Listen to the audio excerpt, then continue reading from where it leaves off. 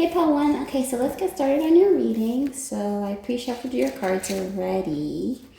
And two songs are coming up. So one song is by Nat King Cole, Mona Lisa. And then another song is Nick Jonas, Chains.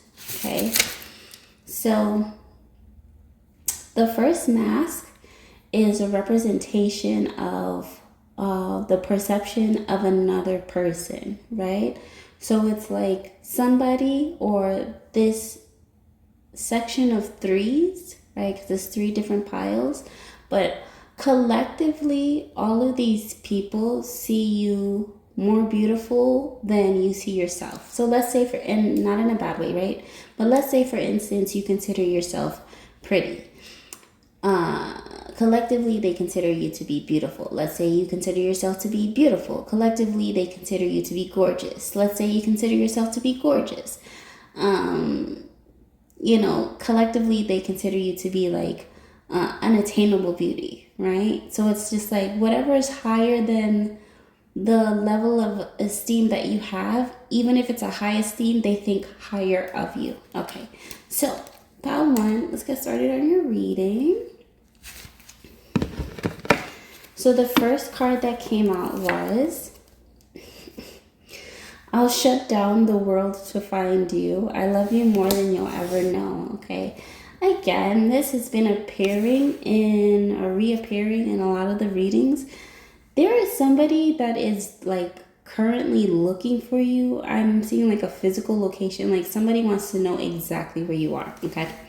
And then the next card that came was, this heart beats for you all over the world. That's in reverse. The other card that came out was, there is a presence on the land that needs permission to leave. Let it go and you'll see change in revenue. But that's in reverse. And then the third card is, you have passed. The gods are asking what you would like as a reward. Your fourth card is science versus spirituality, logic versus faith versus fate. And the last card that you have is a military card, fate over illusions, and visions over fear. Boy who dreamt and saved school and bomber.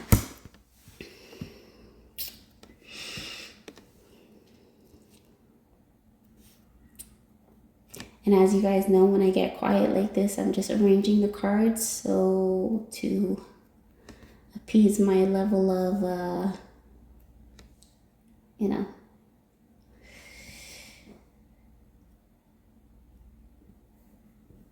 neatness.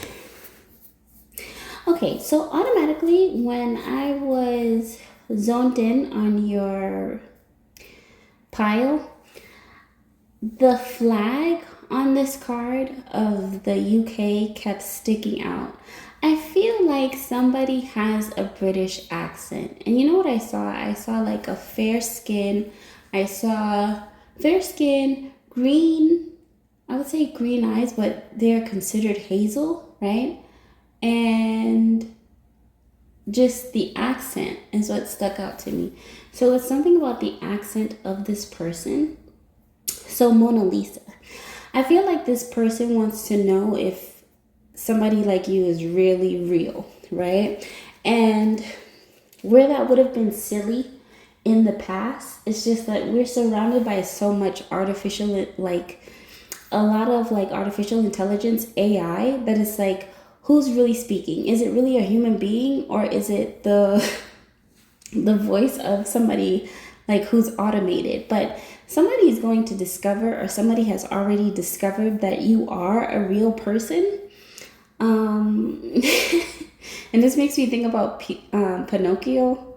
So, and that could be linked to maybe there was a lie, or there was something that spread about you that you weren't real, or you were not the real deal of something or someone. But something has changed this person's perspective, and now they know that you are real. Like, so this person has fate and they've been looking for you. I'll shut the whole world down for you. So you guys know, like, when that card comes out, that's my decision maker card. So you're dealing with somebody that has a lot of power, and it's kind of like,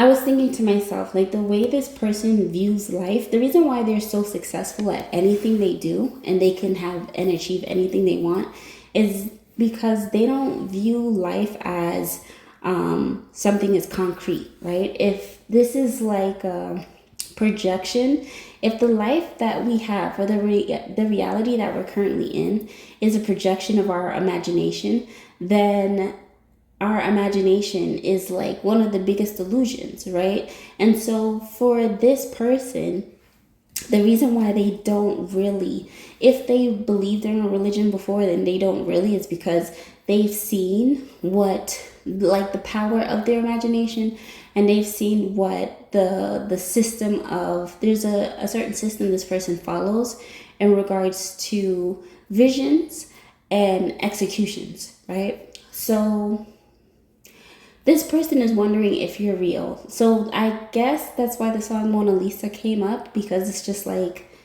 there's something very mysterious about you. And also this person knows that you are a mystic. So they know that you're either into tarot or into esoteric practices.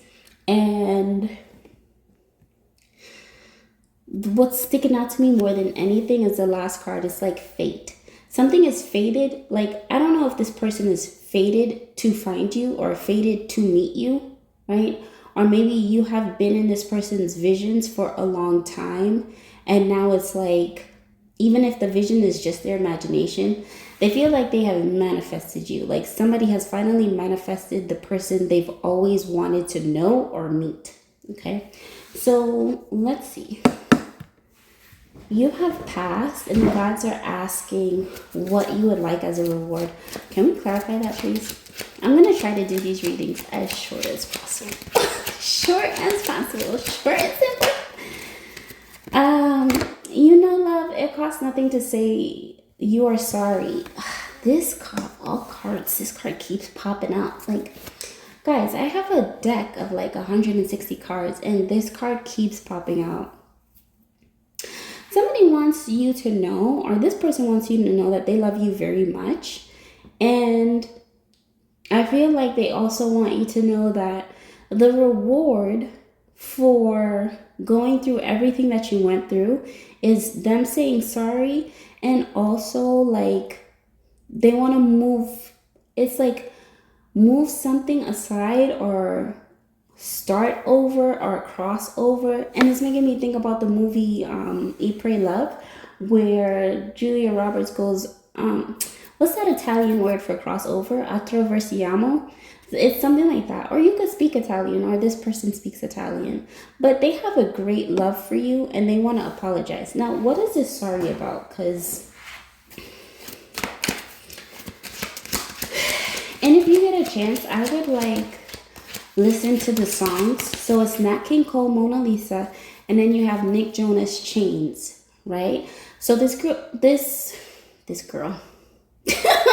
sorry, this person goes from thinking that you're just a myth to realizing you're real, and it's just their perception of everything, like love, it just changes. Okay, so what is this person sorry about? What are they sorry about? A beautiful life and an even more beautiful end to this karmic cycle.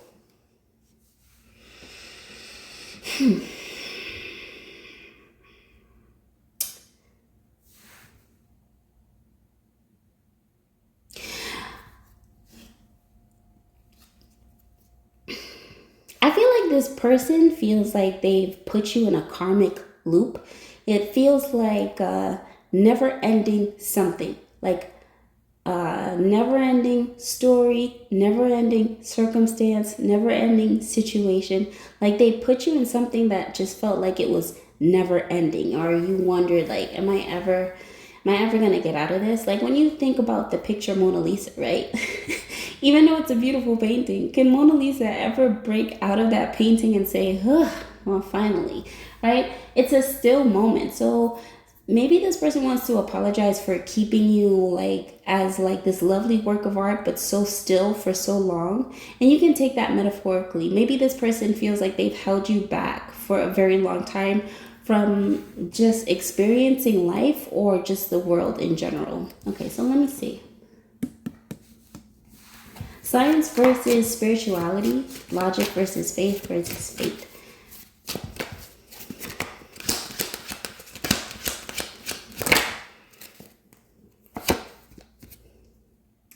So we have the book of Job, and if, you know, the book of Job comes from this Christianity, so the Christian Bible. So Christianity could be something for this person. So the book of Job, God asks where Job was when he was creating, and he was in the thoughts of God, right? So this person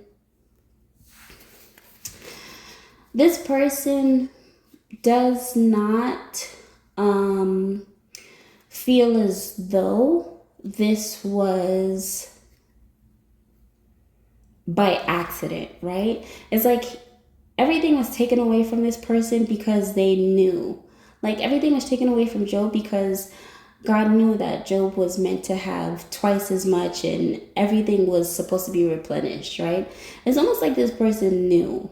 Like to have everything taken away and to get it back tenfold meant a great sacrifice. I feel like this person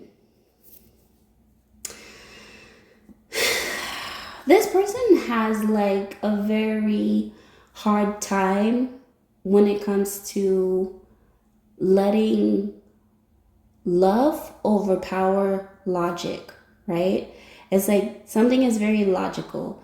It like if the system works, if it's broke, don't fix. If it's not broke, don't fix it. This is how this person thinks. But it's like it's just so much logic you can put into emotion, right? After a while, it's just like, yes, you can think about a love in a sense of 1 + 1 = 2, but can you expand beyond? Is it just like the number one, right? Can we go beyond one, right? Or becoming one with someone? And to become one with someone, does that mean limitation or does that mean liberation? Like there's a lot of things that this person thinks about, and they think about it from a logical sense, but with you, like sometimes it's not logical, but they know it just makes sense. Like something is fated to happen. Okay, I'm gonna close out the read because I don't want it to be too long.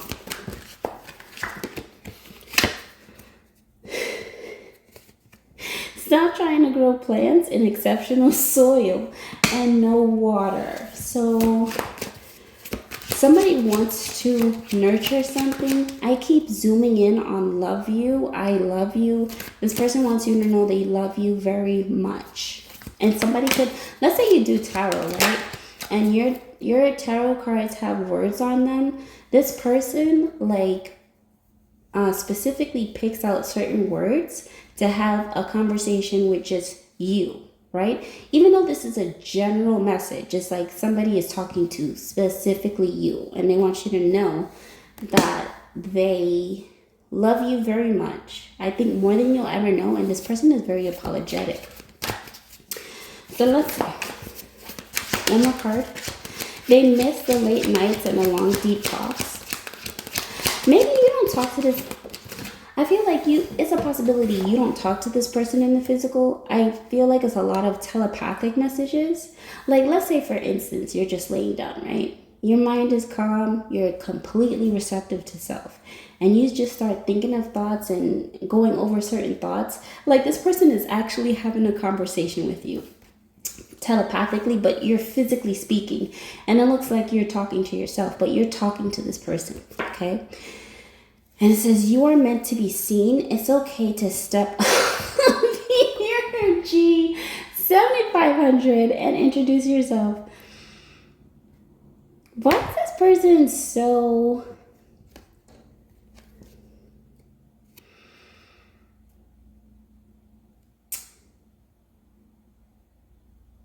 This person is hidden. They're supposed to... What is this? It was like... systematically set up to stay hidden, but as fate would have it, you're going to be seen by this person, or this person is going to see you in person, right? Something they miss the late nights. Karmic cycle.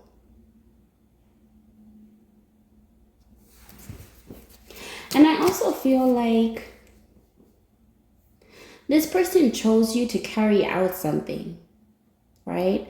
It's like they could have chose anybody, but they chose you. And it's just like they wanted to say sorry for having chose you so many times, because they knew what sacrifices were made when they kept choosing you. I hope that makes sense. Okay, come on.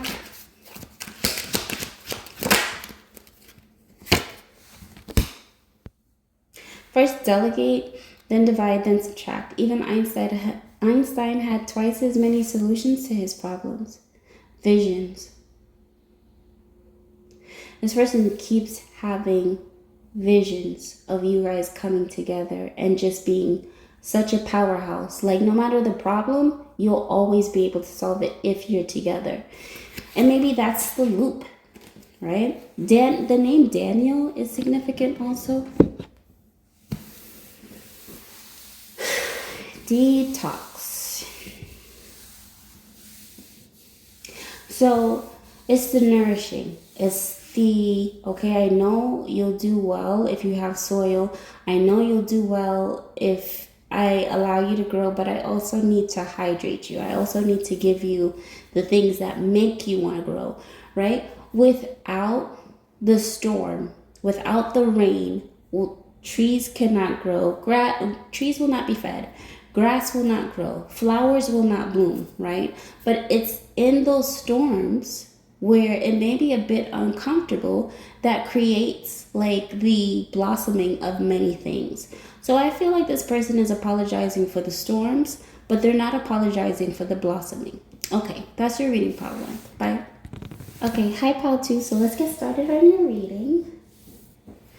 And your message for your pile was you left something under the Eiffel Tower.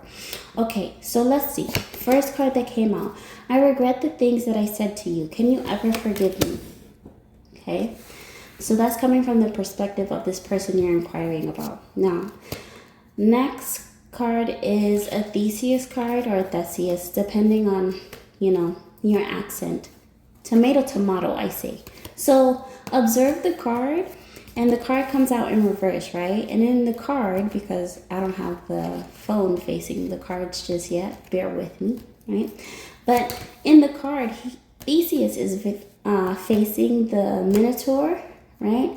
But it's coming out reverse. So something like does not have to be faced, and something does not have to be battled with anymore. And I'm going to get into that as the reading progresses. But the next card is, you are the light in the dark. Yeah, babe, it's a yes.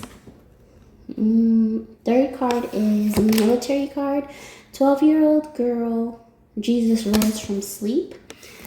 Fourth card is the decision-making card. And it says, step down and resign respectfully before things get out of hand. And the last card is a chess card.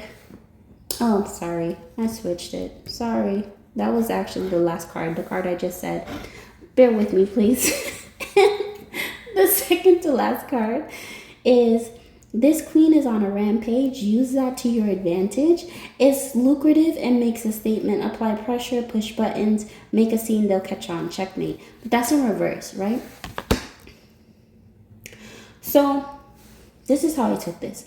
There is somebody who was a mentor to you, but this mentor was also a force to be reckoned with. Like, they could be the best mentor, your best friend, or they could be your worst enemy. It depends on what side, you were going to be on.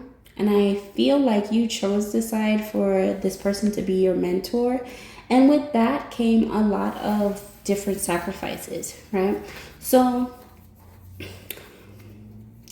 the thing is, like when I was meditating on this pile, it felt like Like you were trained to be it's just business. Just focus on the deal, close the deal. Like you don't have to be kind, you don't have to be nice, you can be respectful. There were certain like rules and etiquette that you had to follow in regards to business. But I feel like this person, like in the process, they were trying to turn you out to be like a very cold individual, right? And it's just like you can be great at what you do in regards to business, but if you don't have like, if you're not personable or you don't need the kind of impression that makes a person want to do business with you, then how do you get more business or how do you network in such a way, right? So somebody has taught you to be calculating, but I feel like the charm aspect, you know, they really didn't teach you. And I think that was the advantage that this person wanted to have over you. It's just like, oh, this mentor is personable, but their protege is not, or something like that, right? And I feel like the roles are now reversing because this person has to resign from a certain position, right? Or maybe they just have to resign from this idea that you were always supposed to be under them in business.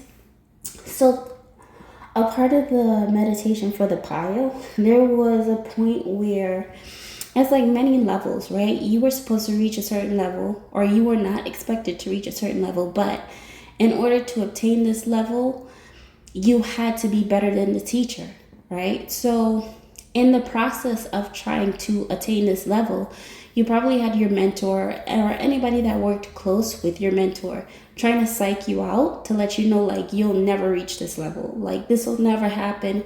You'll never be as good as, you'll never be as personable as, you'll never be as creative or, innovative as your mentor or this person or that person.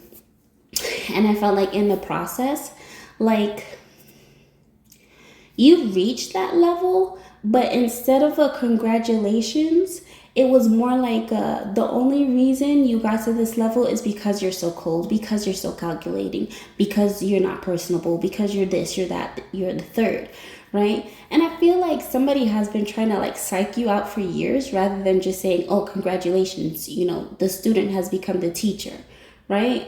So how this relates to love, there's a there is a form of belief, like somebody has made you believe that something is real, okay? Whether it be your accomplishments, how far you've come, something is real, and it's not just something in your mind, right? To where you're just like, oh no, well, this is not good enough. And I feel like where you were psyching yourself out because after a while, when people tell you something about yourself and they tell you this for years, and it's like whether it's people you look up to or people you have as like a close counsel, after a while you start to believe it. Like, like if somebody tells you, oh, you're a cold person and the only reason you got this deal is because you're so cold, right? And they tell you this every day for years and years and years, you're going to eventually start to believe it.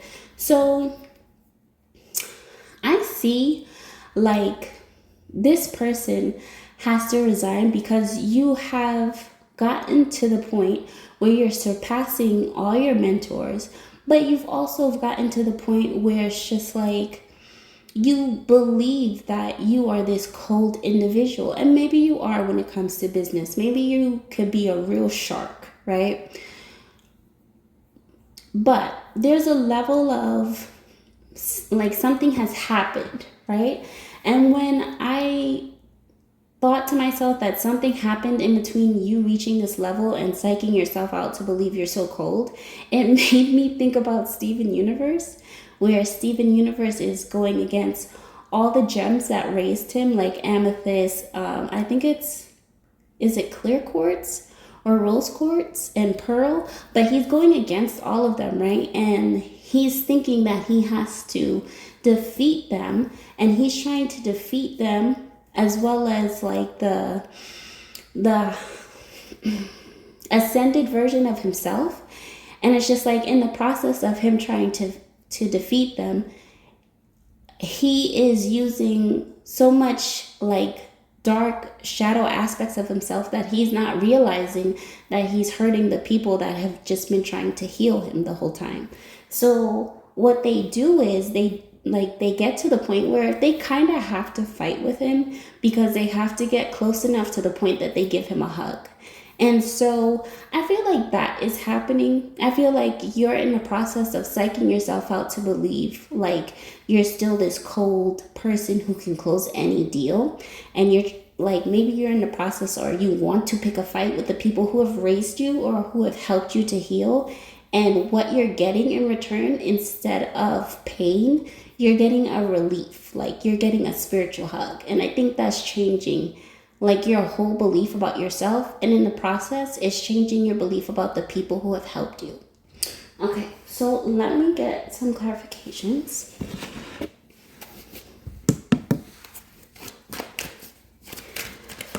So clarify, you are the light in the dark. Yeah, babe, it's a yes. I feel like that was a mouthful. And I said, yeah. So this card came out. It's let them talk. It says let them talk a lot because you're a big deal. So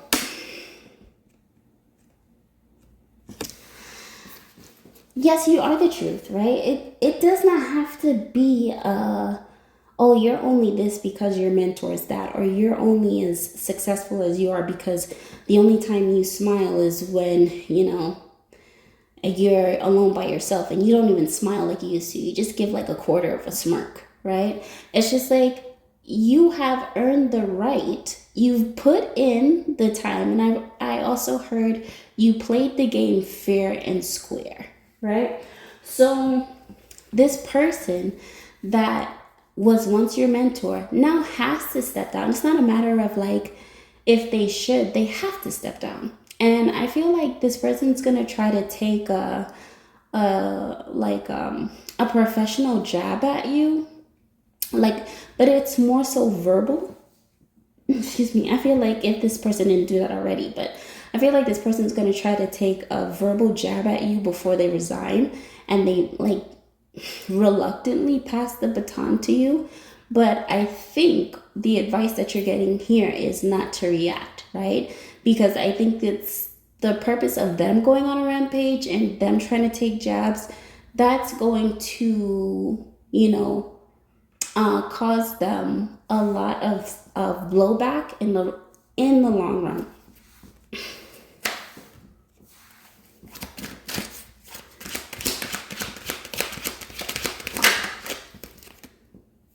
House of Bliss forever. Okay.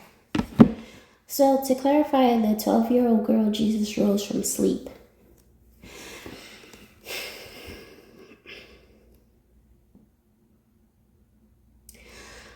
I'm not gonna lie to you. Okay? I think you tried to unalive somebody's reputation by defamation of character, right? And maybe this is something you were doing for a long time because the shadow aspects of yourself and how you were trained by this mentor, you were trained to unalive people from a reputation standpoint, okay? And so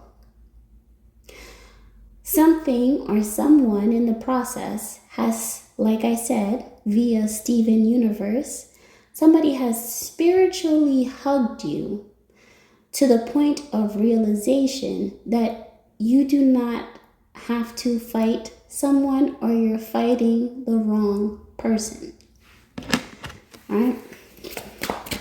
And I remember I was watching Steven Universe one time with my oldest brother, and we were at his place. This is when we lived in Brooklyn, New York, right? And Steven Universe was going up against the shadow aspects of himself. So I remember thinking about it because the shadow aspects of Steven Universe was really kicking Steven Universe's butt, right? And so I turned to my brother and I remember asking him, I'm like, how do you beat yourself if like the darker aspects of yourself just wants to harm you and make sure you don't exist?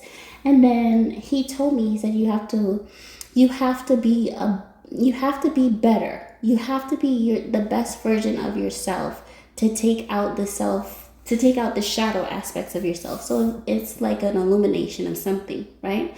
So something is being, and I say that to say something is being illuminated to you. Like maybe the last part of the battle is like you trying to make sure that you don't take out yourself, but you have to rise above this idea, what you've been psyched out to believe about yourself. Okay, so let's clarify. This queen is in a rampage in reverse, so it's not a queen, but it's a king. And I think it's this this person that was mentoring you. Okay. The card that came out was you made the right decision for yourself as well as others that were involved, but that's in reverse. So it's something that they do. It's like you don't have to fight somebody if you know that person's going to take themselves out. You know what I mean? Like somebody has to take themselves out completely.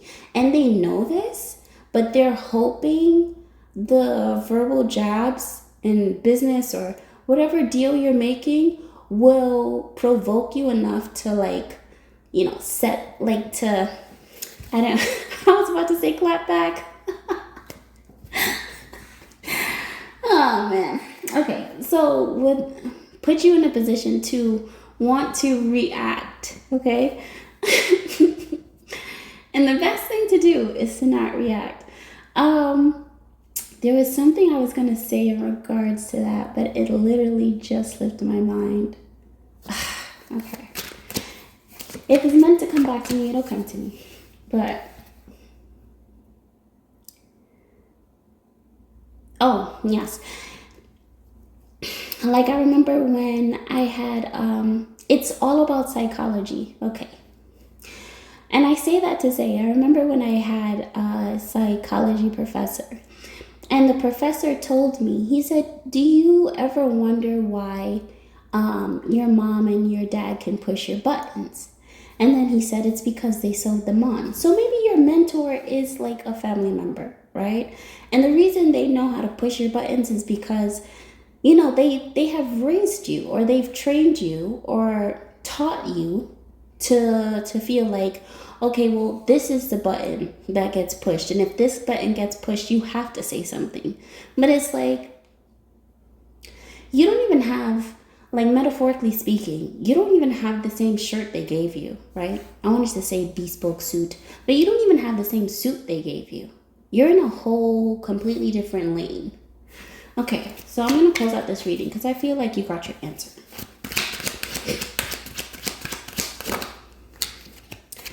So the first card that came out to the closing of the reading is all about the details, advantages, and inside help, a purpose far greater than the eye can see. And this is another Theseus card. Theseus. I feel like you're into Greek mythology. So maybe if you want to check out that story, you can. But just be aware because there are many interpretations of that Greek mythology story, but I guess the one that calls to you, okay? So, do my cards.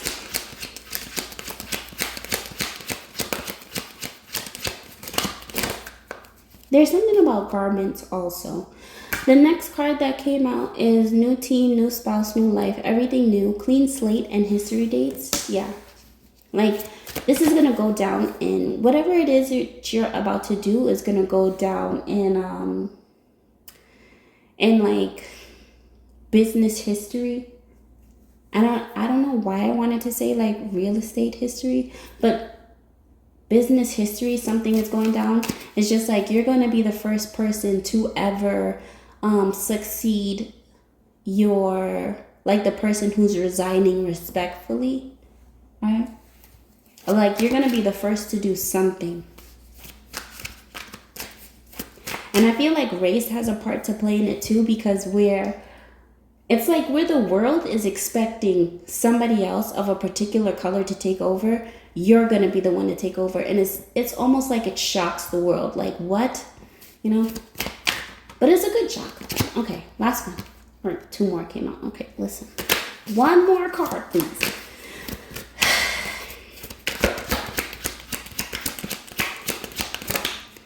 Okay. Even though the last card that came out was a universal love card, and it says, even though it was not clear what happened to you, what happened, you are not wrong. Okay?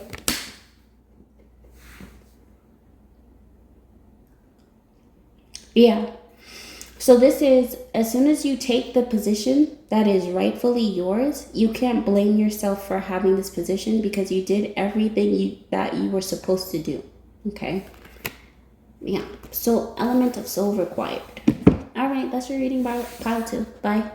Okay, hi pile 3. Let's get started on your reading. So the first card is, I stare at your pictures all day. The best part of my life is you. Okay? Oh, and I think I have a song for you. Let me just double check.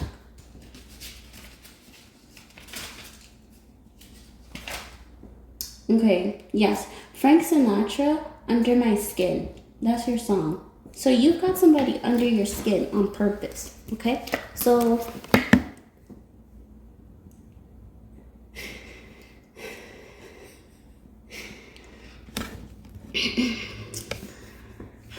guys, I have a moment, and this comes from, like, there were times where I felt afraid to speak up, and then I got to a certain point where I was just like, I don't want to be afraid to say what's on my mind. But sometimes when I say exactly what's on my mind, I can even shock myself. Okay? So I don't ever want you to think, like, if I say something and I start laughing, I'm laughing at you. It's just, I'm laughing at the fact of sometimes I can be so brash. And then I think to myself, like, this was in me the whole time. You know what I mean? So don't take it personal. Now, this person, your second card is, this person is no saint, no angel, but avoids devils with their good heart. That's why you like them. Appreciate their authenticity. And then you got the knowledge card, but that's in reverse. It says meditate on the Hindu goddess of wealth today, but that's in reverse. So I don't think you're somebody who practices Hinduism, but I feel like this is more of a meditation of self, like go within to acquire a certain level of knowledge, right? And then it also says, the next card says, you make the Grinches of the world want to be Care Bears, right? And the next card says, in this case, you can remove yourself from the equation. Theseus versus thesis statements. And the next card says, meditate on Shiva today. And the last card says, always remember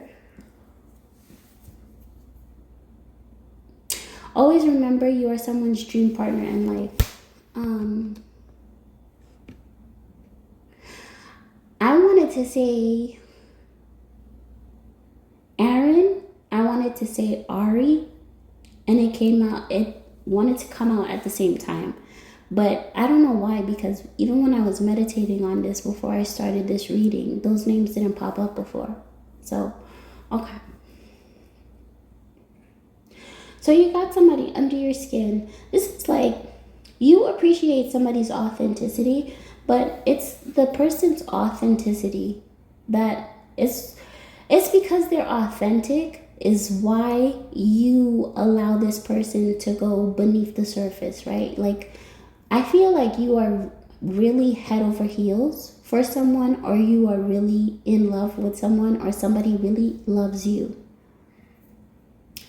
Meditating on Shiva is upright, but to meditate on the goddess of wealth, Lakshmi, is reversed. Something is asking you, or there's a part of you that's asking you if you can just go within for a couple of moments, right? Like, there seems to be a disconnect. So I'm going to clarify the card here that maybe this is causing a particular, or it could be somebody, like it could be a sibling that makes you feel like it's causing a disconnect, or there's some sort of disconnect between you and a sibling. So listen. Are you and a brother? And take the concept or definition of brother however that resonates, okay?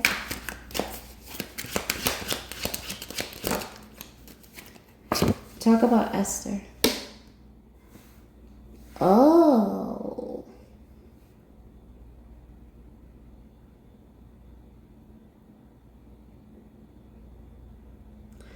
This is giving me the energy of two masculine energies being in love with the same woman. And it's causing a friction between two brothers.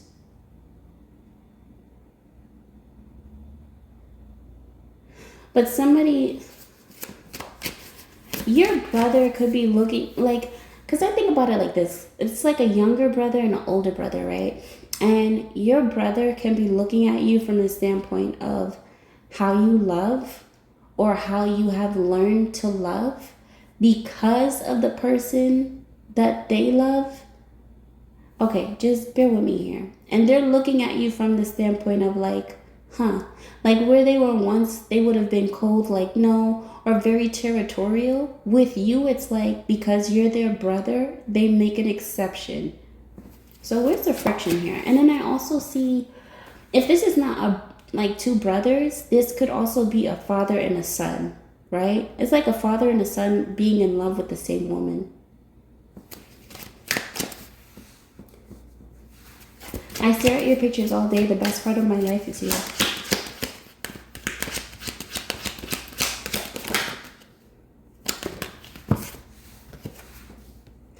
Turn to the light in order to stop fighting the darkness. Yeah. I feel like you know your brother, or you know your son, or you know your father is fighting something that you cannot physically see. Okay? And what they're fighting is a division of the mind.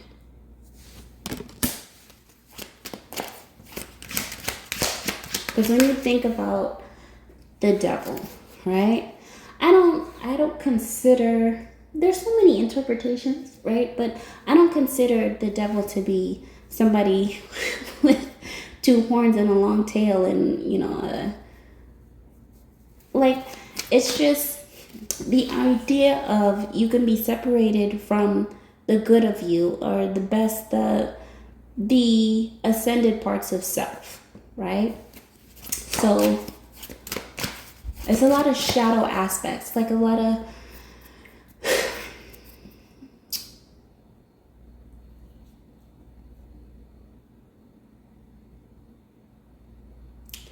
like a you can't energy.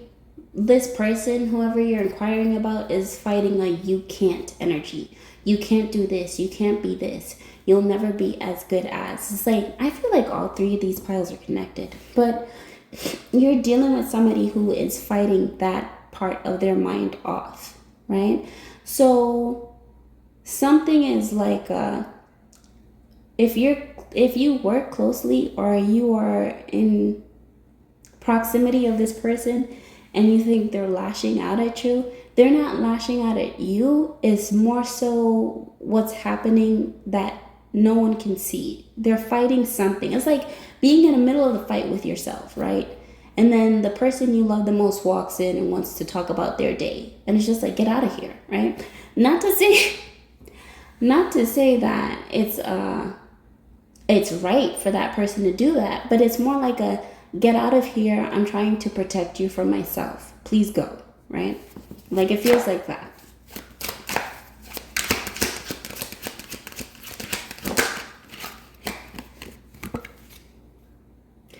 I'm trying to be your one and only. Side note, person is protective.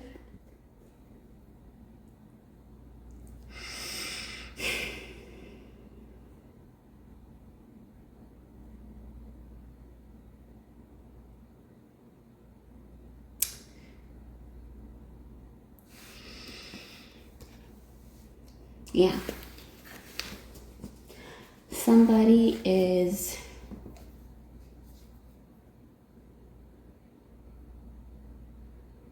somebody's in love.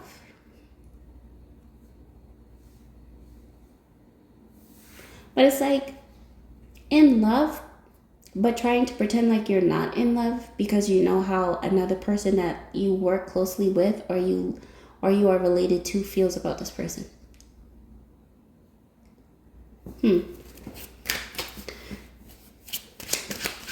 Clarify this person is no saint, no angel, but avoids struggles with their good heart. That's why you like her. It's in the details.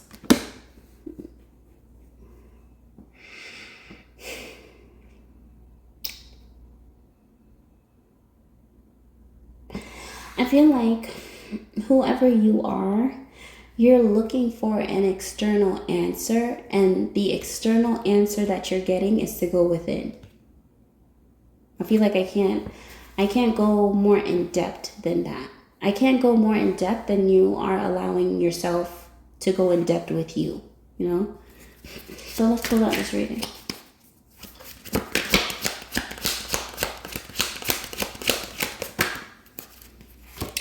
Make love to me tonight and you will cease many future wars. Okay, 2 more. Something needs to be asked bluntly without cruelty.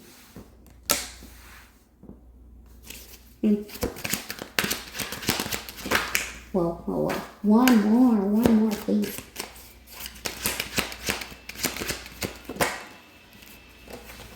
Many sacrifices, many secrets, many regrets, but no one loves the way you do.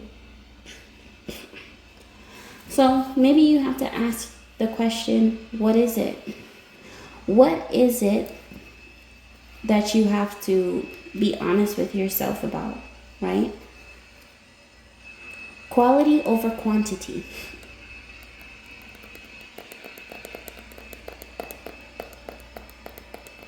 I feel like that's as far as I'm going to be able to go. Let me see.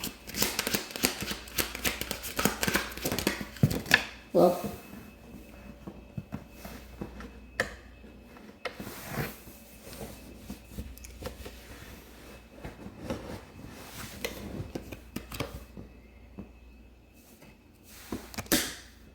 you have to admit something to yourself, right? And once you admit that to yourself, you have to be willing to admit it to the person that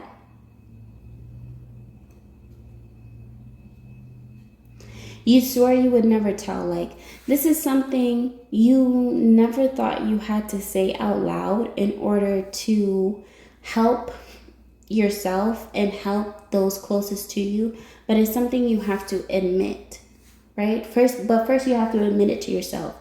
I think this person. Okay, why do you blank this person? I blank this person because, and fill in the blanks, okay? I blank this person because of 1, 2, 3, XYZ. Now, you have to put yourself in a position to tell this person why you blank this person, okay? And I feel like that is the key to setting this person free from whatever darkness they're facing. You think that this is something like, okay, it's just a battle that they're meant to go through by themselves.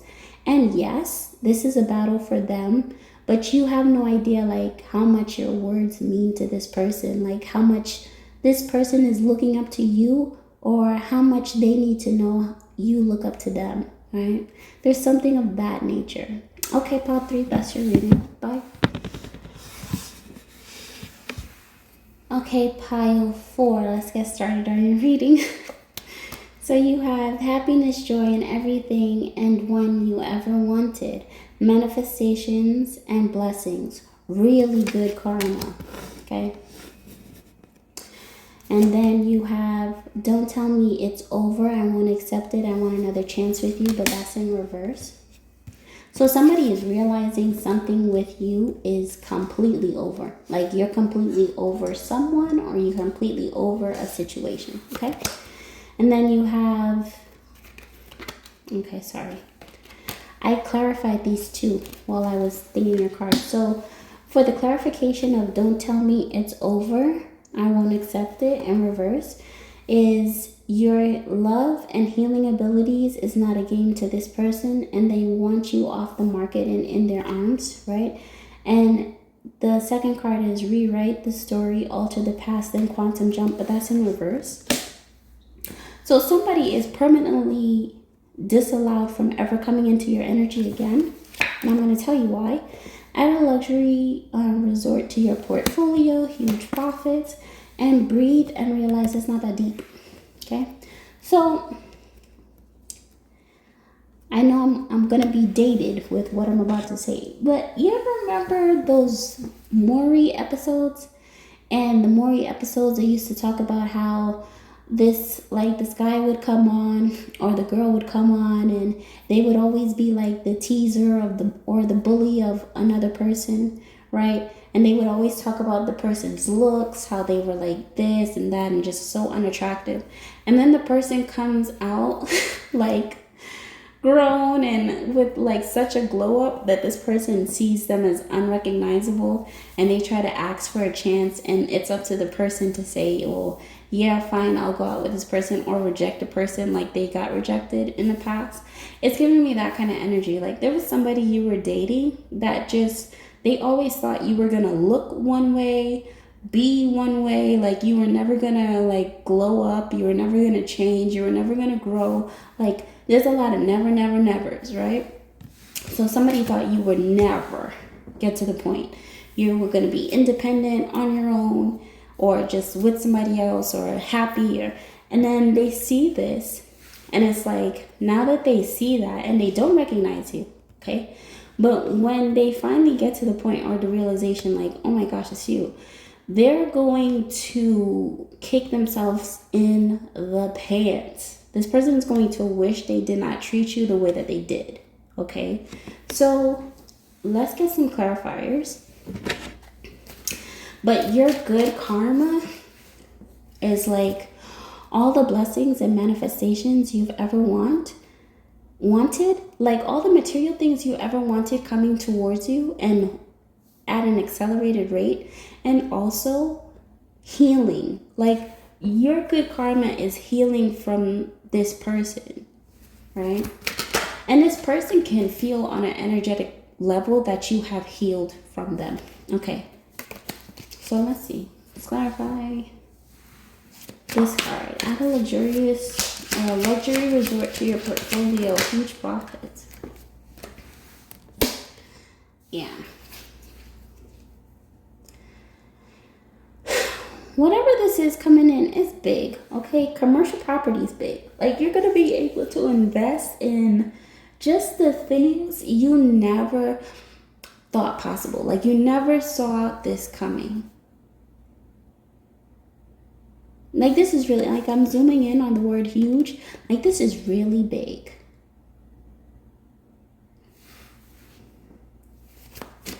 Breathe and realize it's not that deep. So when I saw this card for your reading, it made me think about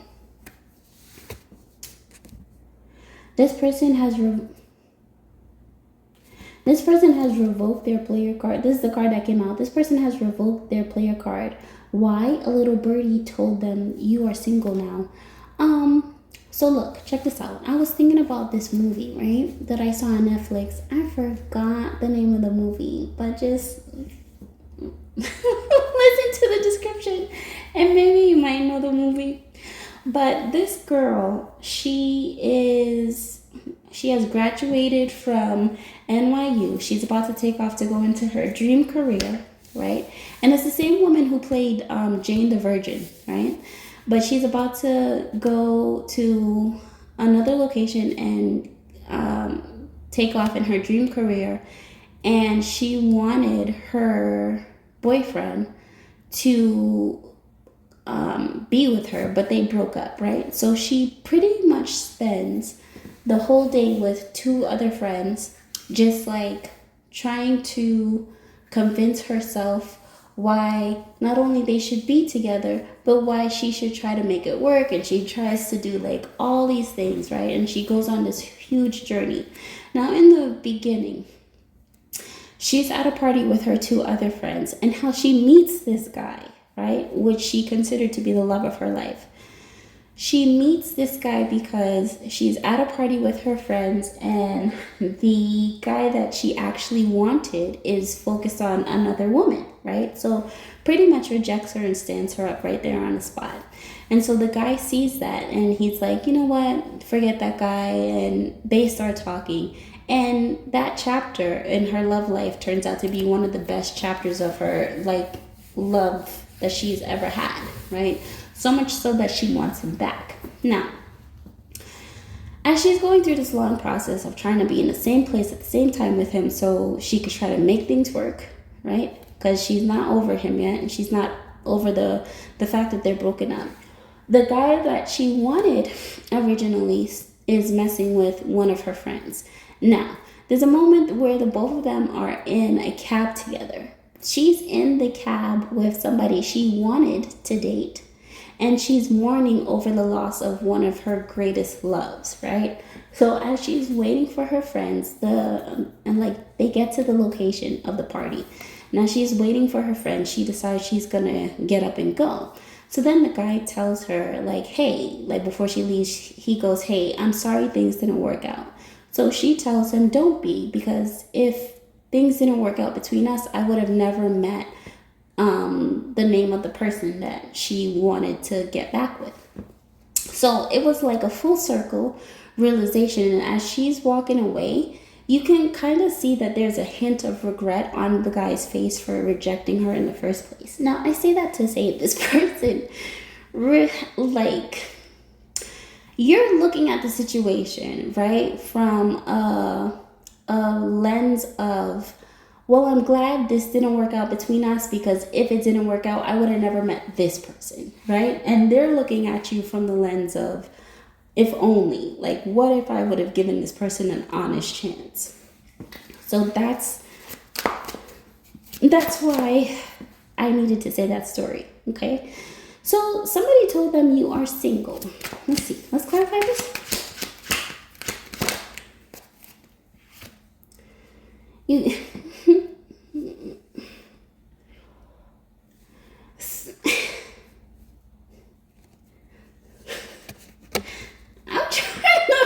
out how this card fits in with what's going on here. Okay, so the card that came out says, you can't teach an old dog new tricks. Neither the ones who think robotic ones can replace them.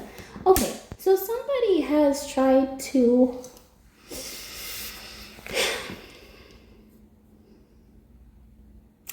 This person tried to replace you with a mock-up version of you. Like, and I'm seeing like the word birdie zoom in, right, in my mind. And then I'm seeing like a parrot. You know, parrots repeat everything you say, right? And so, but they go off of your dialect. Whatever you say, they, mock and mimic back to you.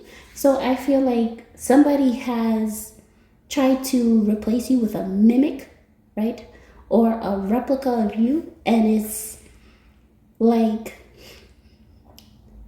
it's that deep to the person.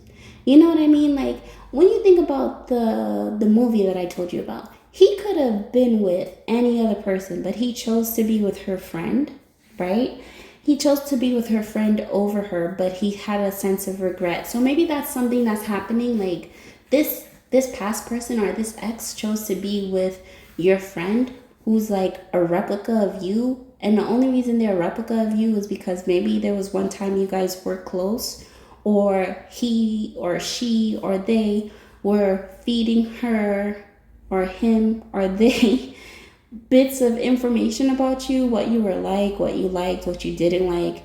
And so this person thought, even if they're not a friend, right, or not a friend anymore, this person thought that if they just like took the teachings of you, or the essences, like the essence of you, then they would be able to have the perfect version of you. But they're realizing it's just, they're just regretful, because just like no matter who they try to replace you with, or who they try to, like, I want to say train, yikes, who they try to teach to be like you, it will never be you. And I think that's this person's biggest regret. Like, no matter who they date, it will never be you. Okay.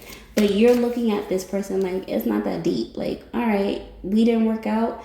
You can move on. You can be with somebody else, you know? And they're looking at it from a standpoint of, I wish.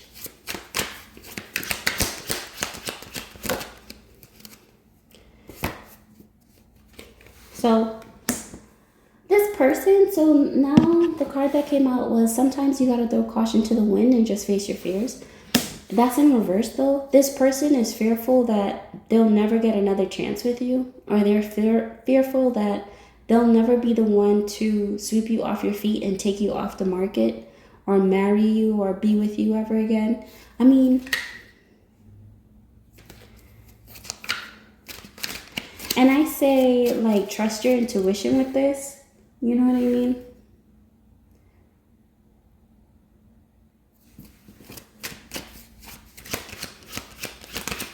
Let's rewrite the story in reverse. Okay, so yeah, even, like in the movie I was telling you about, right? Even the most dangerous tiger has a soft spot for his tigress. That's in reverse. In the movie I was telling you about, right? The woman, she wanted to rewrite her story.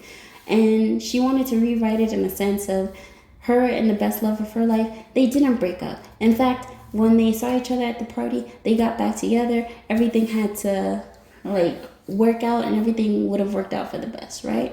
And she realized she was writing a version of herself and that person that was, like, no longer there.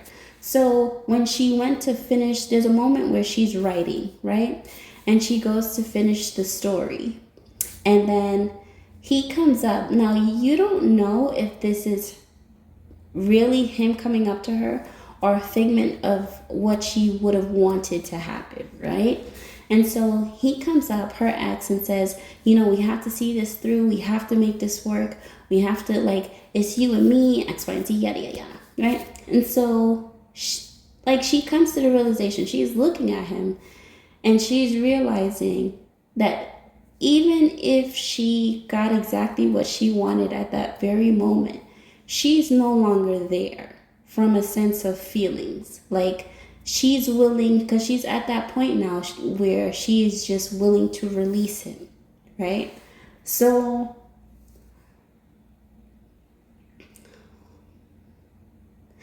maybe you cannot go back in time. And I feel like whoever you are, I feel like you have advanced so much on a level of self-love and redefined yourself that you wouldn't even want to rewrite the story between you and whoever this past person is. I feel like you understand so much more now about self-love, that you love this person more than enough to let them go and allow them to find themselves and be on their own, right? And allow yourself to find a greater love.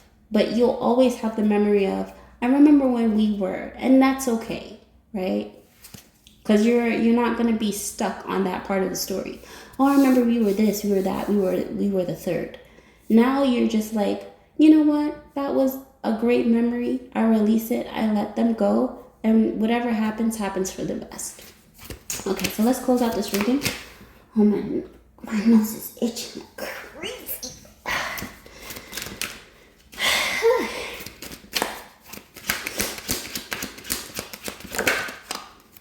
And even you releasing this person, in a lot of ways, is healing this person without them realizing it. Okay, so the card that came out was the chess card, and it says, what's a pawn to a rook? When positioned in the right space at the right time, they are equally as dangerous and fearless. Don't underestimate the one who has the power to transform. You've transformed from this whole situation, and now you're coming back better than ever.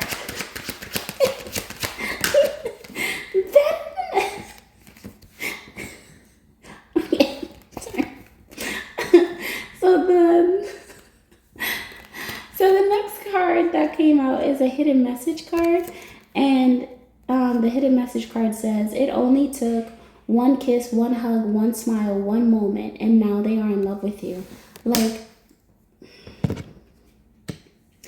somebody has fallen in love with the new you. Okay? You have fallen in love with the new version of yourself, right? So you can take it as either or both. And there is no, like, there's nothing just like somebody has come to the point, and even you, there is nothing deceptive about your love. You know what I mean? And I feel like it's very rare to find someone who is going to be willing to love you like they love themselves in a healthy, unconditional way. And there's no ulterior motive. You know what I mean? You are not someone that's going to love someone because of what they can give you, a lifestyle that they have to offer, possessions. You're going to genuinely love someone unconditionally because that's how your heart has healed in such a way where you can do that, right? Okay, one more card.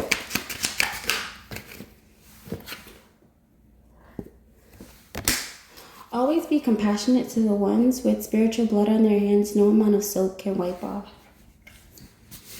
You know the karma of this person is they are going, it feels like reliving, having to live out the rest of their life where you are no longer somebody who's up close and personal.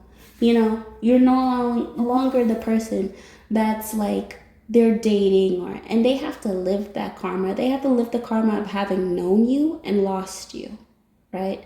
And not having a chance to experience this love that you carry. And that can drive anybody up the wall. You know what I mean? Especially when they realize the quality of a person that they had. One more card. Okay. Gosh. One more, please. Ask for one. You get a 2 and 3 and 4 and 5. Okay. So the last card is, talk about the master that came to Jesus and asked about eternal life. Give up everything you have, higher position. Okay, so I said it in one of the readings before. I love that part of scripture when a certain master appears to Jesus, and the first thing this certain master says is, "Oh, good master," right? And he asks the question of how to attain eternal life. And the first thing Jesus says is, "What makes you think I'm good?" Right? And Jesus goes on to say, I follow the commandments, I listen, I do everything I'm instructed to do, right? But to say that I'm good means you're looking at me in a certain way that I haven't experienced certain parts of life, right? So he's coming to him for advice on eternal life, and Jesus tells him that he has to give up everything he has, take up his cross and follow him. Meaning, you have to give up this level of knowledge to where you are, for me, and the many interpretations that I can see it as, but how I'm interpreting it for this moment is, you have to give up this position of mastering a certain craft and not being afraid to start over, right? To master something, to release this idea that you're just supposed to be one thing for the rest of your life, right? And he couldn't do it because it was a matter of having a certain amount of possessions, right?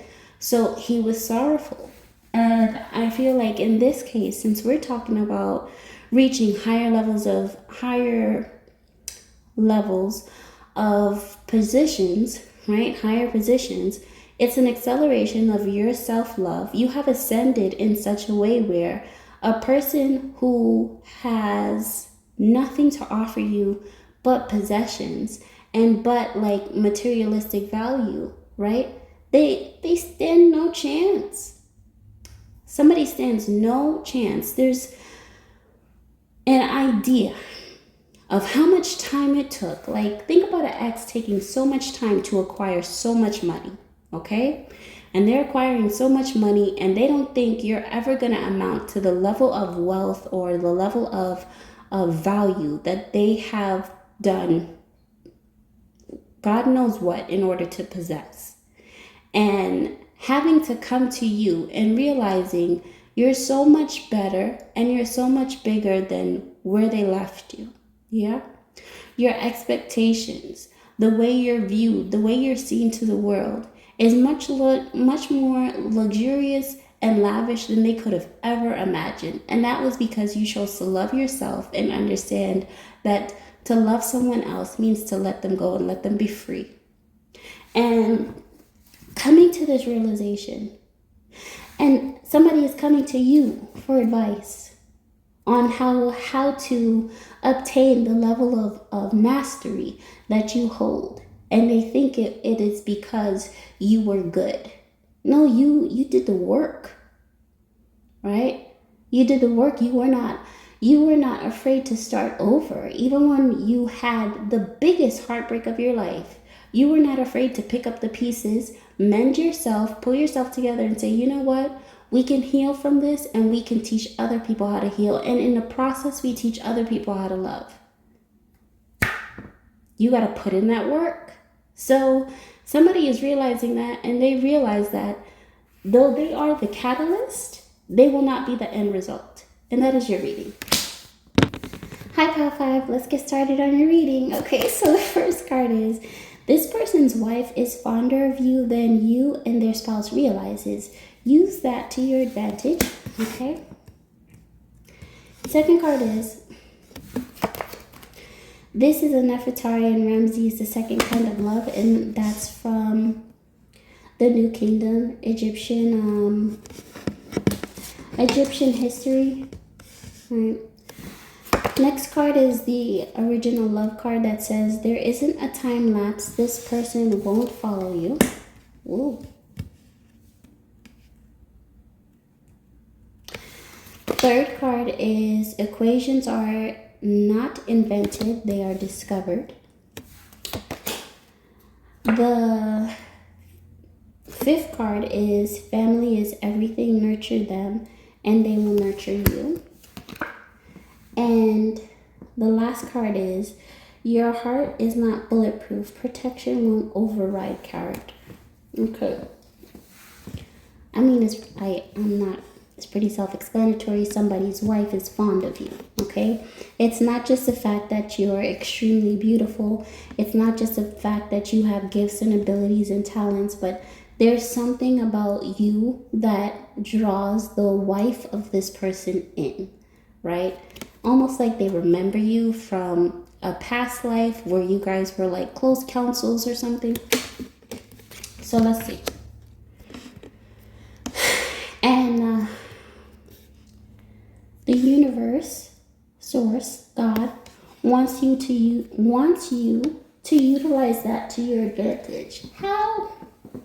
Let's see. Equations are not invented, they are discovered. Clarify this card. So, while I'm shuffling, when you think about an equation, right?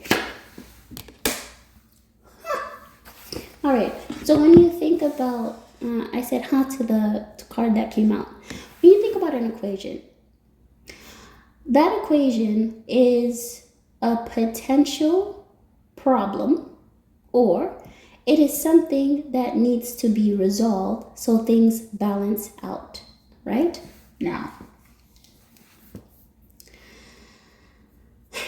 somebody's wife has discovered that you are the solution to them and their spouse, okay? Take this how it resonates. This pile will not be for everybody, but the card that came out was, I hate when we fight. Let's make this right again. Again, somebody is looking at you as the solution to their marriage, not the problem. Okay? There isn't a time lapse. This person won't follow you.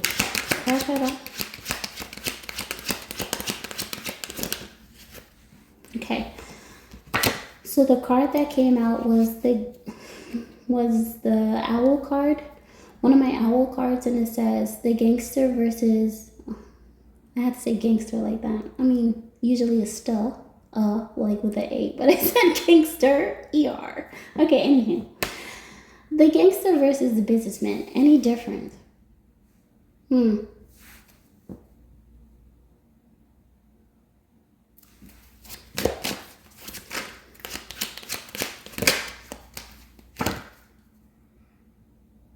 Best, okay, and the other card that came out was best to control the direction of the wind as opposed to the wind itself.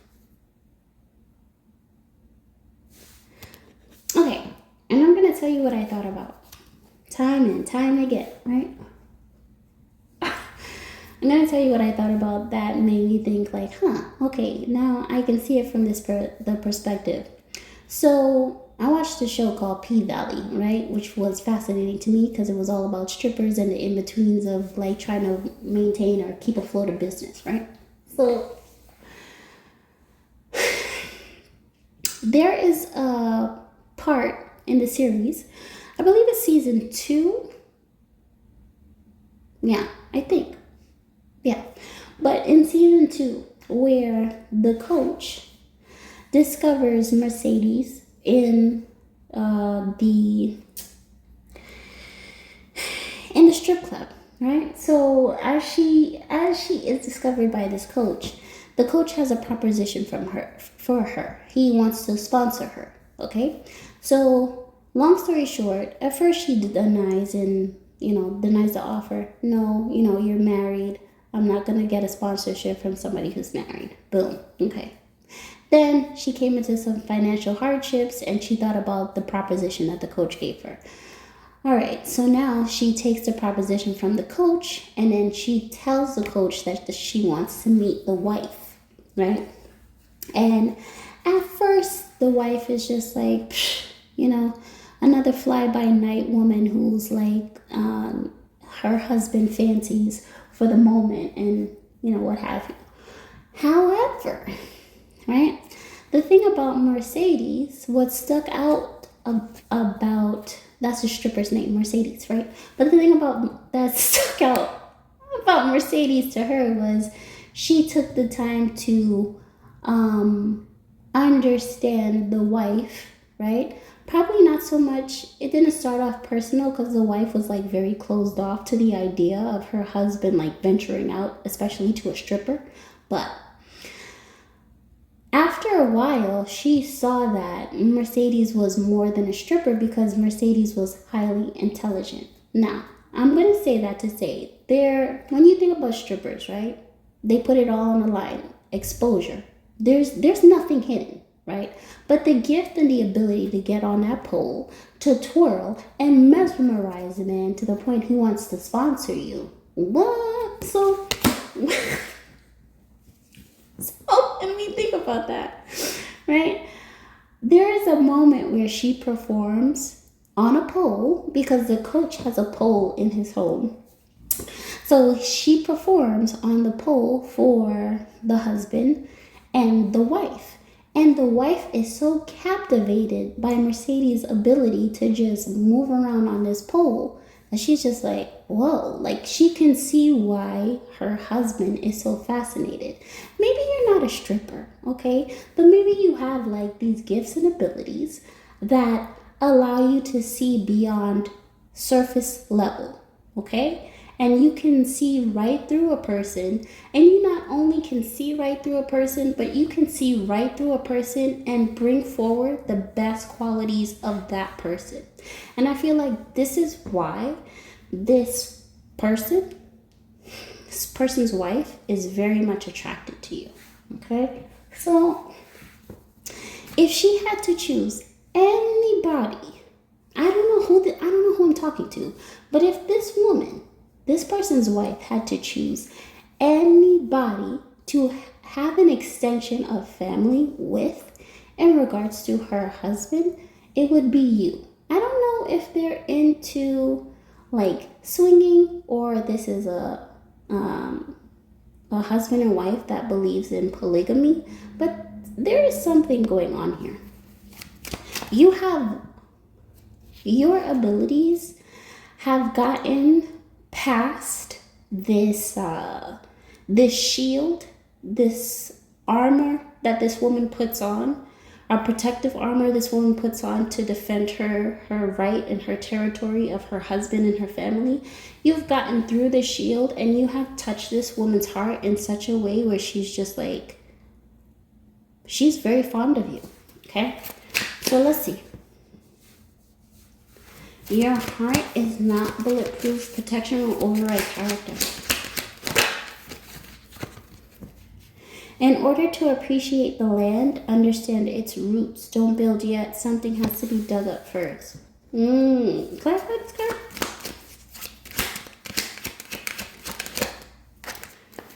Quality over quantity. Third parties and misinformation. Relationship setups and traps. Now, okay, so I'm going to go back to the show P-Valley I was talking about, right? So Mercedes, she had to sign a contract, right?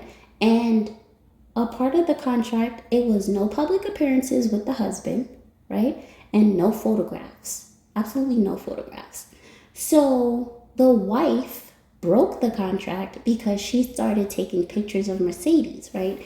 And she wanted to take pictures of Mercedes while she was on the pole, doing what she does best, her gifts and her abilities, right? So in the process, the wife admits to Mercedes, like, she wanted to hate her because she was just like how dare my husband bring in somebody that's like a lower grade, right?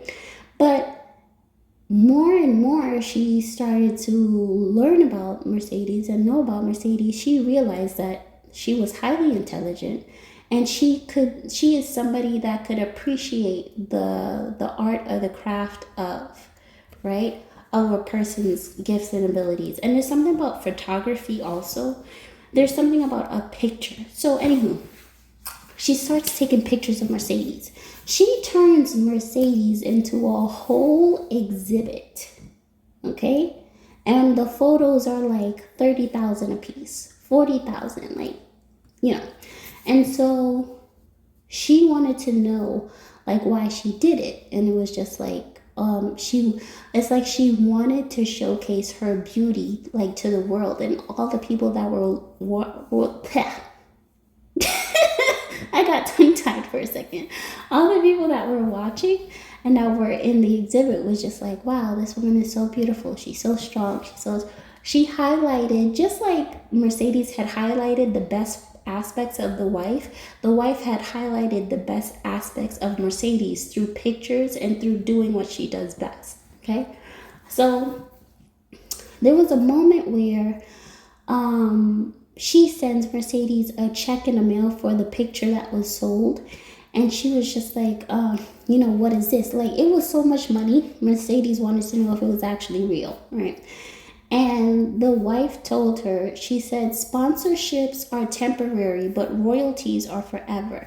Now, when I think about that part where she was like, royalties forever are forever, it makes me think about the very first card that came out. And it's the card that says, this is a Nefertari and Ramesses the second kind of love. Somebody knows you're royal. Like, spiritually speaking, somebody knows your rank. Okay, this is why they keep traveling, no matter the distance, no matter the time frame, the time lapse. They keep traveling to be in your realms on a spiritual level. Somebody knows your rank, and they know, like, to even be in your presence. I feel like you're like a walking trophy, right? So to even be in your presence is like wow, I'm in the presence, or I'm in the realm of so and so, and this is somebody's wife. Okay, let's close out the reading. There's something about parties too. Somebody might invite you to a party. I don't know about the first party. I don't know about the first invitation, but the second or third one, maybe.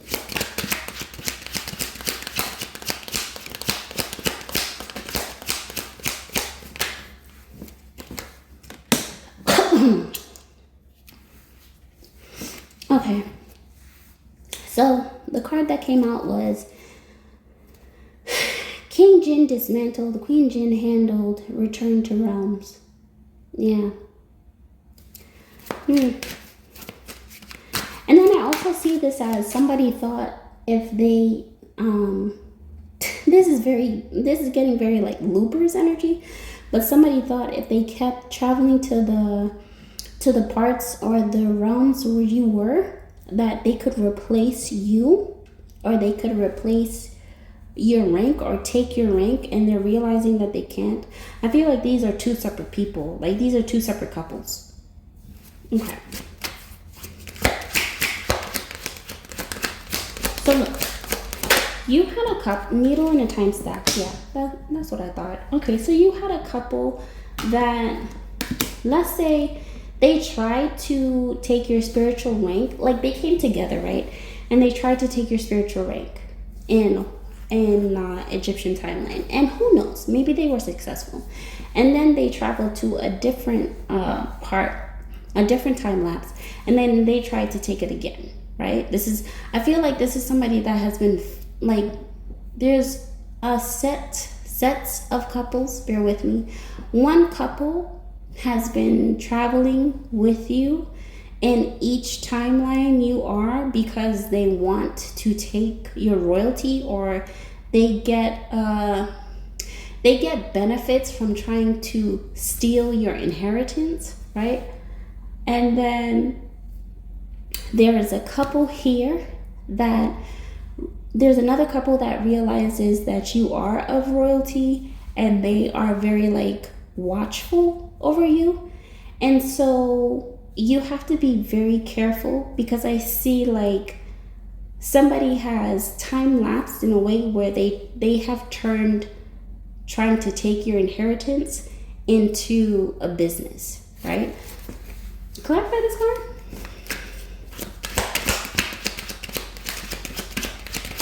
But something is, I feel like whoever this person or whoever this couple was, they're already handled, yeah. The person has a lot of options.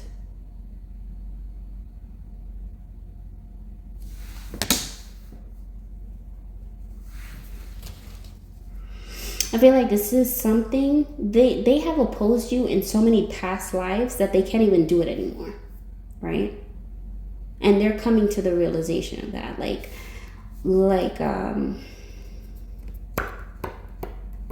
I would say, if you can, like, look up different stories on like Egyptian history.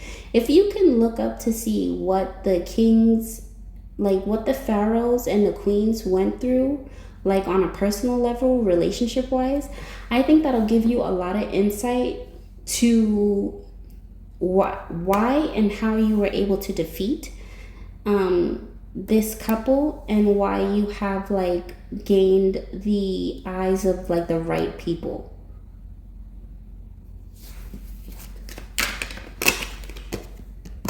Yeah, time to resurrect and redirect. Time to collect your good fortune. Yeah, because these people, it's like loopers. It's like jumping from timeline to try to steal what's yours, right? And it's like the minute you understand who you are and you disallow them, like I feel like you discovered who you were and you disallowed this couple, be it if they were a part of royalty or not, from taking your inheritance. It's like the minute you did that, they got handled, everything that they built dismantled. They can't even like travel to you anymore the way that they used to. But now it's like the people who,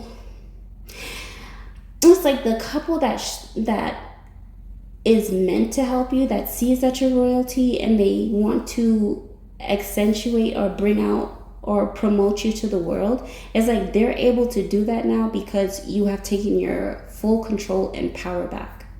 Like, you have to know how powerful you are if two things. You have a couple willing to travel every timeline to try to siphon and steal your inheritance. And then you have people that can see that you're of a royal spiritual ranking and they want to help you. Like, you have to know your power, and do not underestimate what a person is willing to do, or the kind of information a person is willing to put out there to make it seem like you're just average. Because this used to be king and queen jinns. This used to be somebody or a couple that, like, I don't know, it's like think of the most successful couple in the world. And it doesn't have to just be in one industry, right? But think of the most successful people in the world. And then when you think about it, like, you think it was hard work and dedication, right? And it could have been hard work and dedication.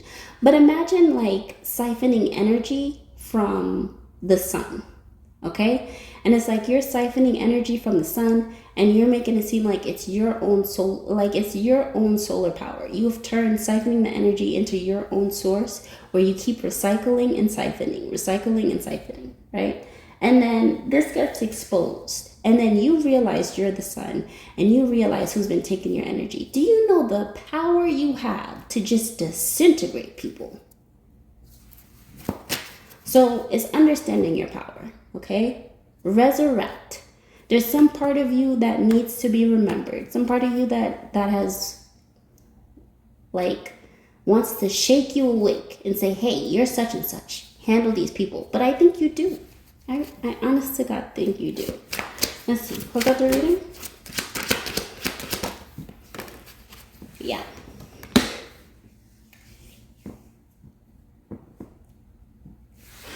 Alchemy, there's an alchemy card in reverse. So somebody can no longer use, somebody can no longer use mundane elements or elements of the world to try to hold you back. Okay? Like, I feel like you're way too smart for these people now. And because you know your power and because you know, like, certain things you just will not entertain anymore, you have people out here, like, considered some of the most powerful people in the world. You have them scared of you. Like, this is fear. This is just like, oh my gosh, does this person know? Does Power 5 know? And yes, you do. 2 more cards. So a military card came out. Serving your country with a broken heart takes humility and courage. Thank you. Yeah. And it's like, even if you didn't know your power in the past, you have this line of protection. Like, this is running deeper than I was expecting it to. But you have this line of protection that's like, the minute somebody tries to come near you energetically or spiritually or merge timelines with you, you got just like an army of people, like, just stopping these people in their tracks. Like, that's how protected you are. So it's like, thank your spiritual team, because the way your spiritual team is coming in it's like very military. Like, these people do not play. Like, your spiritual team does not play, like, whatsoever. There is no, oh, okay, I guess. Like, it doesn't matter. Like, somebody can see. Like, your spiritual team can see when somebody has siphoned your energy to pretend to be you, to get close to you energetically. And they're just stopping that completely. Time. So, and I feel like your spiritual team wants you to know it's time to collect your good fortune. Like, use it to your advantage. Whoever this wife is, use it to your advantage, but it's time to collect what's rightfully yours. And I feel like this person wants you to collect what's rightfully yours, because they know that you were like swindled or hustled out of something because you were favored in a way that maybe their spouse never was. Deprogram and reboot. It'll work this time. And the last card is show up and show out in the room they swore they blocked you from and walk gracefully past the gatekeepers you're firing upon arrival. Do it with a smile. No more traps. Like,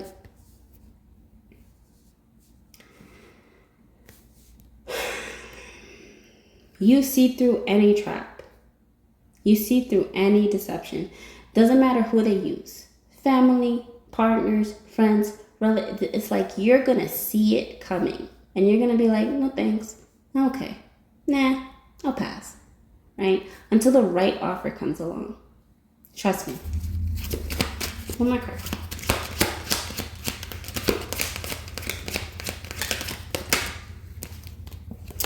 A complete and total ending to this magician. No gender exclusions. No one involved is safe. Self-explanatory. Pile 5, that's your reading. Bye. Hey, Pile 6, last but not least, let's get started on your reading. The first card is, you needed the darkness to appreciate the sun. Shine, baby, shine. Next card is, sometimes the best love comes in unsuspecting packages. And then there is rally and support, no matter the skin color. Next card is, forgive yourself for what you put them through, then forgive them for the same. Lack of self-acceptance is a hurdle, okay? And then you have a lot of conspirators, but it's the no, quote unquote nobody that knows exactly what happened. Mastermind. So let's see. And the last card is, talk about Esther.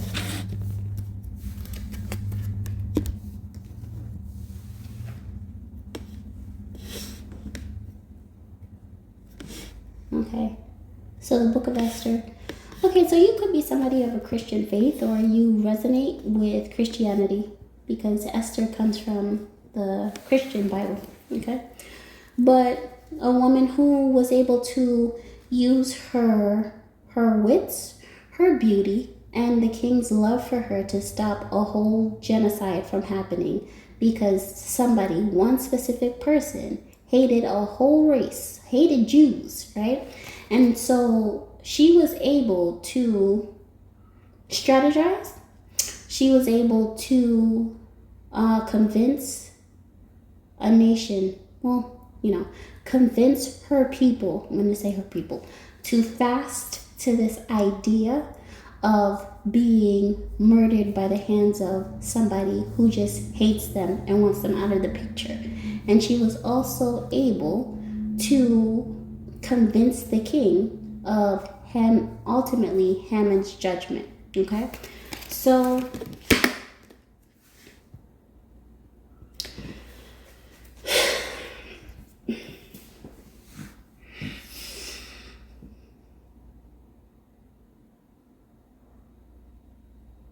and there was something I wanted to ask you in regards, like it was going to be a rhetorical question, because it's not like, but there's something I wanted to ask you in regards to beauty, right? But I want to talk about this nobody. So the nobody comes from a book that I read. And the book that I read was about 3 boys that went to a prestigious school, right, that got accused of murdering the principal. And so they go on this whole behind the scenes investigation to save themselves and to save each other.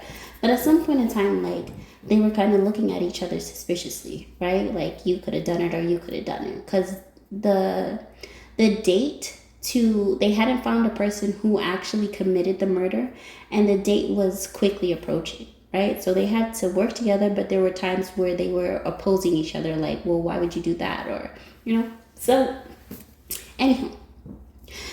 And the person that they zoned in on was considered the nobody, because they found that the nobody had pictures in their locker on the principal, his whereabouts, what he was doing, X, Y, and Z.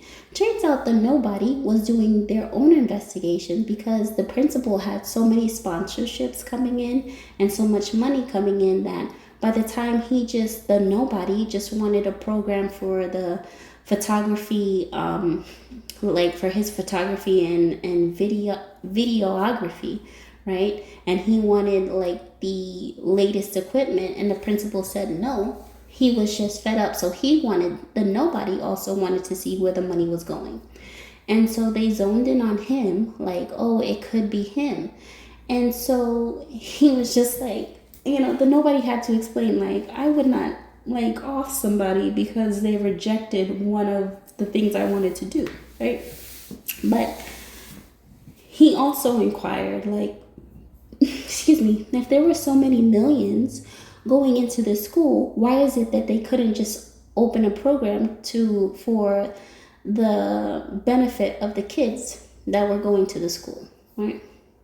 So you could be dealing with three prestigious men, and maybe they are being accused of something, but I feel like you are the quote unquote nobody that can not only save these men, but make a statement in regards to your gifts and your abilities and your talents. And I say that because the nobody was really good at photographs, and the nobody was really good at creating videos. So when it came to finding out who really did it, or I should say before they found out who really did it, the nobody explained why he preferred to be a nobody. And so when the author opened up the mind of the person who was considered the nobody, it gave you such insight on people who like to be seen versus the people who like to remain unseen. Okay? So as the nobody is explaining that because he is a nobody, nobody's looking for him, right? Because he's not the class clown, because he's not the athlete, or because he's not the person who made a scene or who gets upset, nobody is checking for him. And it made so much sense, right? And he was talking about it from a sense of, to the point, he can camouflage, he can walk into a room and nobody knows he's there.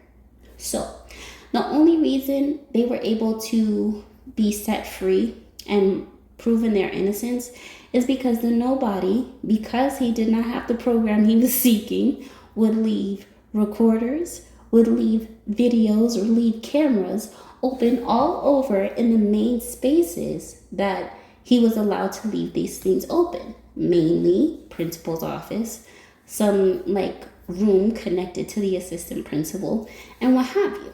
Okay? And this is to talk about placements also, right? So things being placed, or things and people being placed at the right time, right? So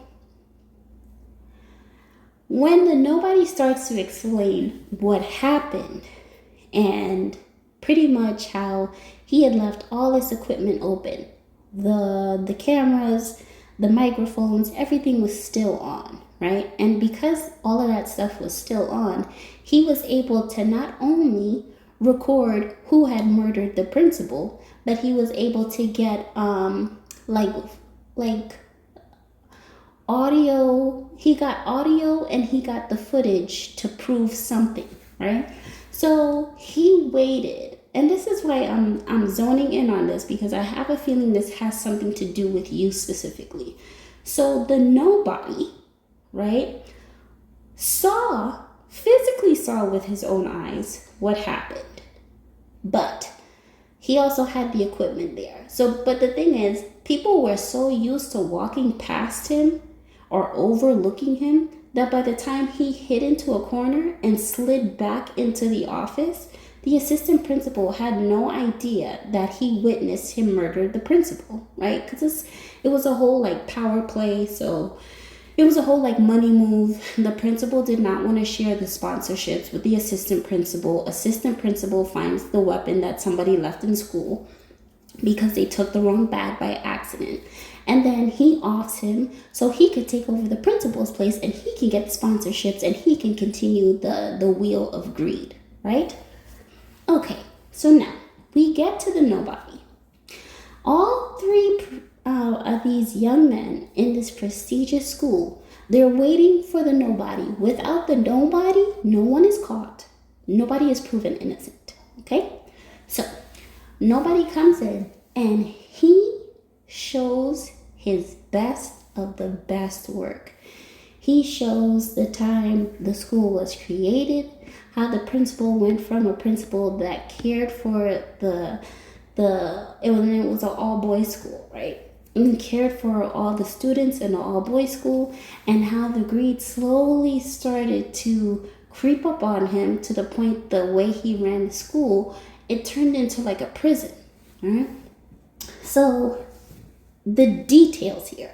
He put all that detail in a video, and towards the end, right, what happens is he puts the final recording of the assistant principal taking out the principal because he wanted in on, and the argument that came about it because the assistant principal wanted in on all the millions of dollars that was coming in, realized that the books were off because the principal was spending the money. Principal said no, he was in charge of that money train, so nobody was supposed to take it, like nobody was going to take it from him. And so the assistant principal now pulls up the gun that was found at the school and goes off, right? So here's what makes the nobody such a genius. The nobody knows if he presents this information too early, he could be offed. If he presents this information too late, all the boys the 3 boys that were accused in this prestigious school, they're going to go to jail, and they're going to be innocent going to jail. So the nobody waits for the right time, okay? He waits for the audience. He waits for the authorities. He even waits for the assistant principal himself to be celebrating and he's in charge, right? Mind you, they gave him leverage because they thought, oh, he's just a nobody that likes to do videographs of the school and, videos of the school and take pictures of the school. They gave him everybody he needed. Got the projector in the auditorium. Or was it the gym? Oh, yes, the gym, sorry. Got the projector in the gym and unleashed his best work, right? So the reason I love that book is I love the way the author writes what happens after it is discovered that the assistant principal murdered the principal. So he has all of the 3 boys who were accused of killing the principal stand up, and the crowd realizing for themselves that these boys were innocent, right? And then everybody in the school stands up with the boys in solidarity.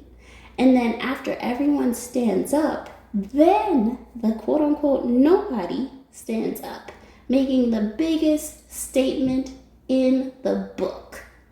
Okay.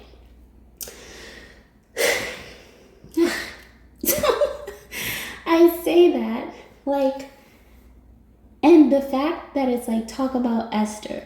You are somebody who, yes, though you are very beautiful or very handsome, you are highly intelligent, you are about to make such a huge statement that you are automatically going to go down in history. Look at what Haman wanted to do. He wanted to kill off the Jews, right? And he was supposed to do it on a specific date. Look at what Esther does. You want to talk about playing with somebody's intelligence. Look at what Esther does. The day he is supposed to, or the day before he is supposed to, she creates a feast for the king and for Haman. And she says, you know what? If it would, excuse me, my voice cracked. But if it would appease the king and, his right hand, I'm paraphrasing, I'm not taking it word for word, guys, bear with me. So if it would appease the king and his right hand, I would like to do a second feast for tomorrow. Haman was running off of ego. Of course, he's going to say yes. The king is running off of the fact he gets to see Esther. Of course, he's going to say yes, right? It works. Now, by the second day of feasting, she is able to tell the king what Haman had tried to do or was attempting to do, and pretty much put it in the sense of, if you love me as the king and you allow this man to kill the people that I am a part of, you are allowing him to kill me also. And so, of course, the king couldn't have that. The king was madly in love with Esther. Okay? So, here's what I say to say. And Esther was so brave. You want to talk about being in a line of fire? She could have died for the risk she was willing to take just to see the person she was married to. But she took that risk anyway. She's like, look, if I die, I die. I'm sorry. If I perish, I perish. Okay? Not only does she not perish, but she saves all of the Jews off of strategizing and her beauty and the playing of emotions on everybody involved. There is something about you, honey. There's something about you that's going to make a very bold statement, and you're going to go down in history. Okay, so let's go. Now, my heart chakra has been closed for a while. I wasn't expecting this. Give me a moment. Okay. Okay. And then we have, I can give you everything you've been missing. You just have to trust me. Let me in and trust me. Okay. Somebody has to trust the person they consider to be the quote unquote nobody. Okay? And you like, this is like this is a faith over fear moment. Jade is significant. Whether it's the rock itself or there's something in regards to jade, or jade carries like a form of luck, but there's something about that. My heart chakra has been closed for a while. I was not expecting this. Give me a moment. Amika's heart saves hearts of the world. Listen.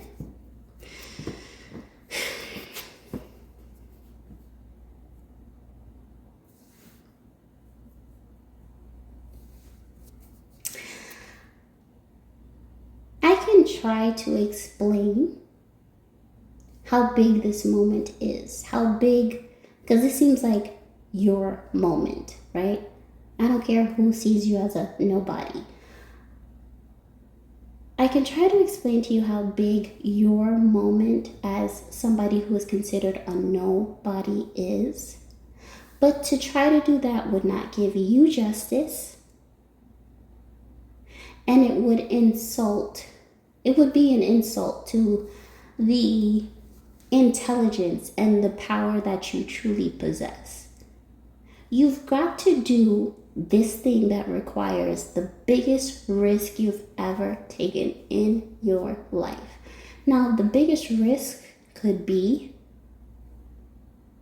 to appear as the nobody and then be seen as the person you truly are, like the nobody in the book was, or like Esther was, right?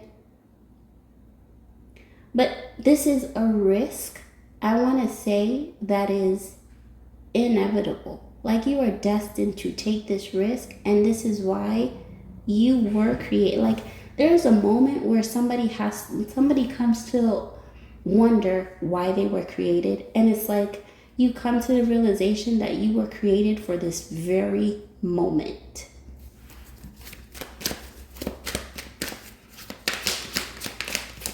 You just have to, and somebody from the outside in, you see how the king had to trust Esther, the back-to-back feast, right?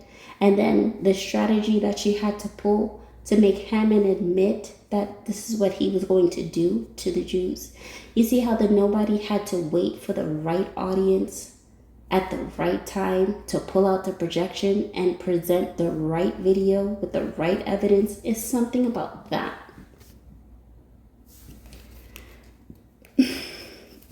One card. And somebody is going to, whoever this person is that wants to know who you are or how much you know, they have to put their complete trust in you. And when they do, there's something about the reward. But the thing is, you're not doing it for the reward. See, like Esther was not presenting the feast for the praise of Haman or the king. She was doing it because she wanted to save her people. It's like that. You're not doing it for the reward of recognition. You're doing it for the better of humanity. And that is why you will go from being a nobody, or somebody who is considered to be a nobody, to be the person who makes history.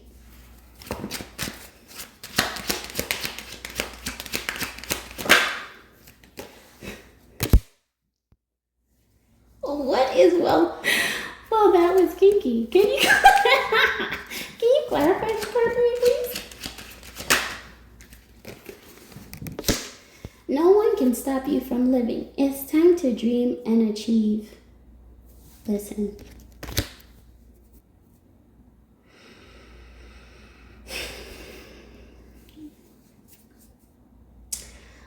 You gotta understand your passions, who you are, what you love to do, what you live to do. Every morning, as soon as you wake up, you say, I can't wait to do this today. Or as soon as before you go to bed, you say, oh man, tomorrow I'll be able to do this. Whatever your niche is, I don't care what it is, whatever it is. This is your dream, but your dream will save so many lives, whether you're living it right now or this is something that's just in the works. It's going to save the world. And I hate to be so cliche, but your gifts and your abilities literally save the world. That is your reading, Pal 6. Bye. And you know what, Pal 6, one more thing before I forget. I wanted to tell you, you have so many people in this world that were created to put the batteries in the backs of many robots. You were created to put the hearts in that robot. Okay, that's it.